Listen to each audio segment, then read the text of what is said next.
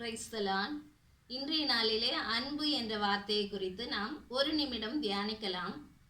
ஆண்டவராகிய இயேசு கிறிஸ்து நம்மீது வைத்த அன்பு, நாம் அவர் மீதும் மற்றவர்கள் மீதும் வைக்க வேண்டிய அன்பு, அதன் மூலம் நமக்கு கிடைக்கும் ஆசீர்வாதம். ஹல்லேலூயா. ஆண்டவராகிய இயேசு கிறிஸ்து நம்மீது வைத்த அன்பினால்தான் தன்னையே ஜீவ பலியாக ஒப்பு கொடுத்தார். யோவான் எழுதின நற்செய்தி நூல் 3ஆம் அதிகாரம் 16வது வசனத்திலே பார்க்கிறோம், தேவன் தம்முடைய ஒரே பேரான குமாரனை விசுவாசிக்கிறவன் எவனோ அவன் கெட்டு போகாமல் நித்திய ஜீவனை அடையும்படிக்கு அவரை தந்தருளி இவ்வளவாய் உலகத்தில் அன்பு கூர்ந்தார்.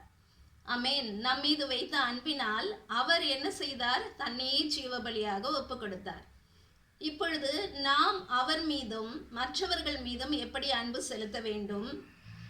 மத்தேயு எழுதின நற்செய்தி நூல் 22ஆம் அதிகாரம் 37-39 வசனங்களிலே சொல்லப்பட்டிருக்கிறது, உன் தேவனாகிய கர்த்தரிடத்தில் உன் முழு இருதயத்தோடும் உன் முழு ஆத்துமாவோடும் உன் முழு மனதோடும் அன்பு கூறுவாயாக, உன்னிடத்தில் அன்பு கூறுவது போல பிறனிடத்திலும் அன்பு கூறுவாயாக என்று சொல்லப்பட்டிருக்கிறது.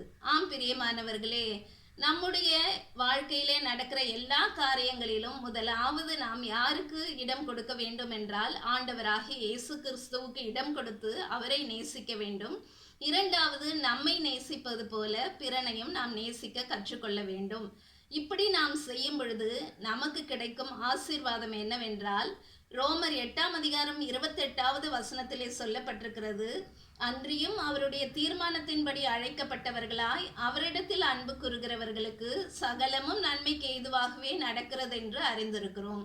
ஆம், நாம் இப்படி செய்யும் பொழுது நம்முடைய வாழ்க்கையிலே நாம் செய்கிற காரியங்கள் எல்லாம் நன்மைக்கு ஏதுவாகவே நடக்கும். அல்லேலூயா. கர்த்தர் தாமே நம்மை ஆசீர்வதித்து காப்பாராக. ஆமென்.